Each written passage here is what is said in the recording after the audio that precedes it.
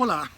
So you're about to watch a video of me fixing the driver's side rear corner of the roof, and I'm guessing this is going to end up being 10 minutes long. So if you want to see some slow motion capture and then me explaining some things, I think there's going to be 4 or 5 different slow motion captures, and then we're going to explain a lot of what I'm doing. So if you're into this kind of thing, there's going to be some details and some stuff that I'm sharing with you on how to do some of this work. So later.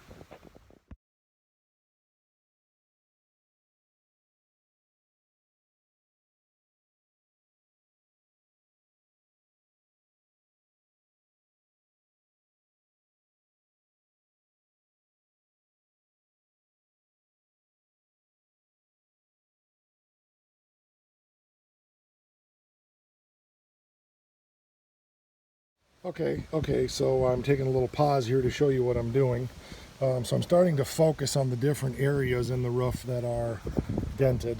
This is one of the worst right here. It's really hard to see what's going on there, but there's a lot of dents right in here. So I've ground it down now so I get a little better picture of what's going on. You can kind of see some of the profiles. And I've got to break the whole roof down like this now. It's pretty good. There's a low spot there. There's a crease there that I got to hammer out. I think this probably is the worst, and there's one over there probably. But you saw the time lapse right before this where I ground this down. So now what I'm going to be doing is really focusing on peening this out and trying to get that much smoother before I start doing any fill work on it. There's nothing wrong with Bondo in a car, as long as it's not, in this case, it would probably be a 1/4 inch thick, and I don't want it that thick. You want just thin coats. There's not a show car out there that doesn't have it in it, so no big deal there, but just wanted you to show you what I'm going to be working on in the next time lapse.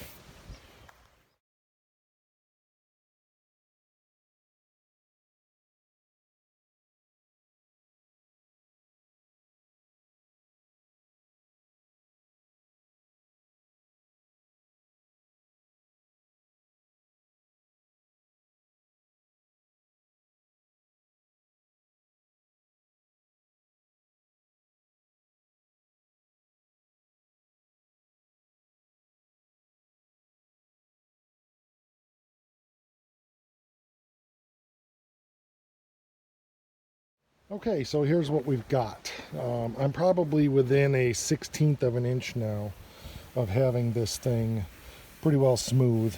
The next step here, of course, is to get a coat of mud on there, but that's not my objective at this point in the roof, because I have other things I need to do inside the car.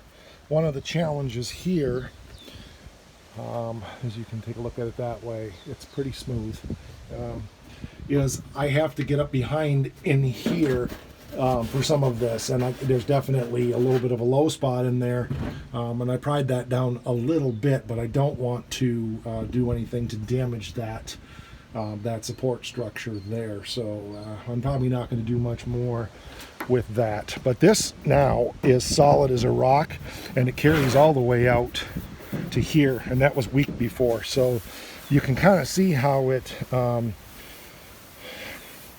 as you work the metal, it starts strengthening things more. So I'm not sure what I'm going to do next. I've got a little dent up in here. I may work on that. I haven't looked at that yet. That one shouldn't be too bad. I don't think that's structural as far as the integrity of the roof goes. My intuition tells me that I probably want to come over here and work on this.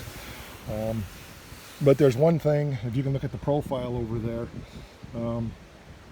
it's pretty damn smooth. Not bad at all. Yeah, I see one high spot. I'm not going to mess with that till I start putting the mud on. What I'll do is take a pick hammer and tick that down a little bit, but I still want to weld that, because this brace that's across in here is weak and not where it really should be up against the roof. It's fine for holding the headliner and the dome light.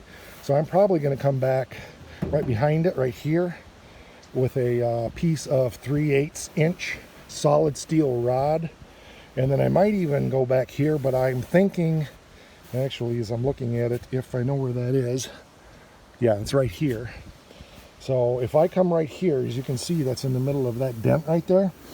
And if I'm very, very carefully conform that to match the roof contour, and I think I can get that contour here, I can put that in there. And what my intention is get it shaped exactly right.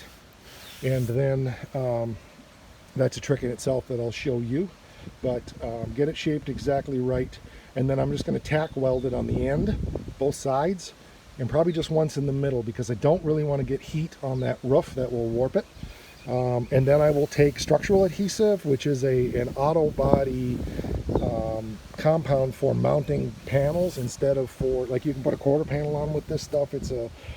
Comes in a tube and blah blah blah, and I'll put that in there because it'll be a little bit soft and give me a little bit of cushion so that I can move that metal around and it won't actually be getting in my way. If I weld it, it's going to warp, it's going to cause all kinds of problems. So 3, maybe 5 tack welds at the most, and that'll be it there. So that's what we're doing.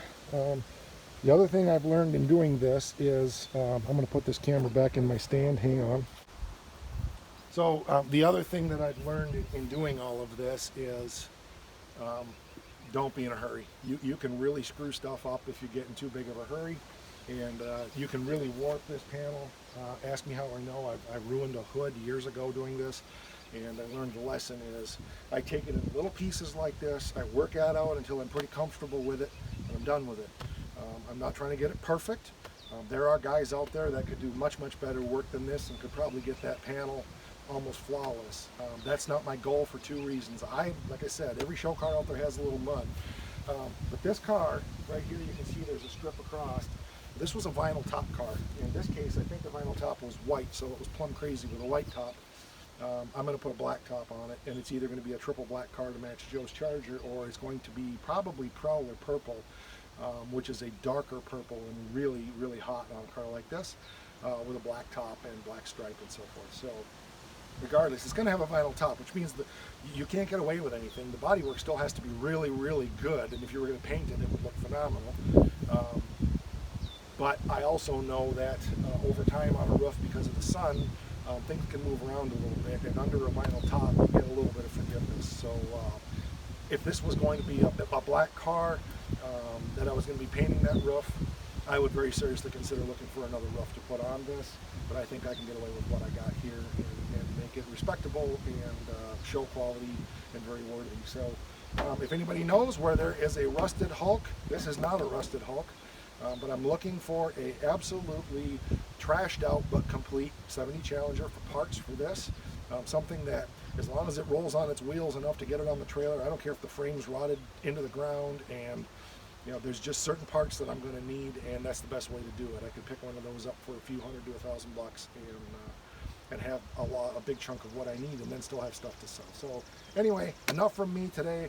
I'm going to put this together with the slow motion video and put it all as one, and you'll get to see it. And I'll probably do a little bit more slow-mo here after this, because I want to do a little more work on that, and then just put some rattle can primer on there, keep it from rusting out here in the elements right there. So there you go. Eventually this is going to be, once I'm done with it, I'm going to coat the whole roof with epoxy, and then that's the way it's going to sit until I actually get to restoring the car.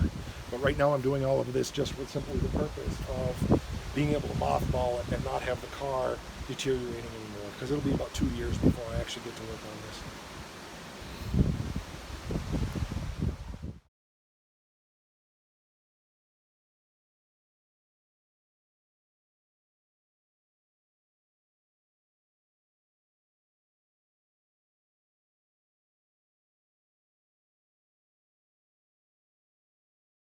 Okay, so I've thrown some bonding primer on there, which is just a temporary, it'll all get sanded off again.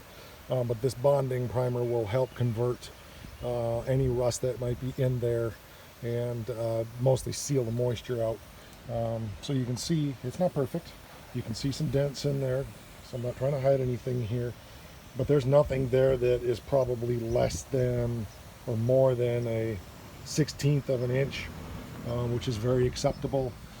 Just a very small skim coat of tiger hair is what I'll use, because that's got structural integrity.